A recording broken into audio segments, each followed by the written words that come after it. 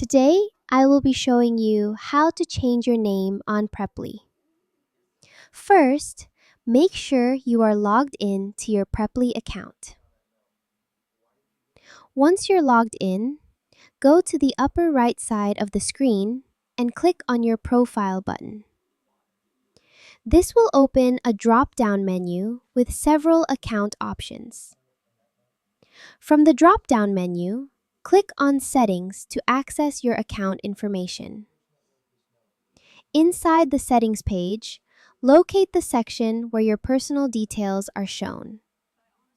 Here, you will see fields for your first name and last name.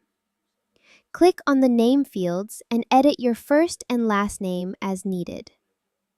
Be sure to enter your name correctly, as this information may be visible to tutors or students on the platform.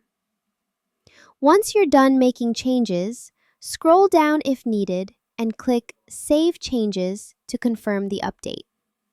Your new name will be applied to your Preply account right away. And that is how to change your name on Preply. Thank you for watching.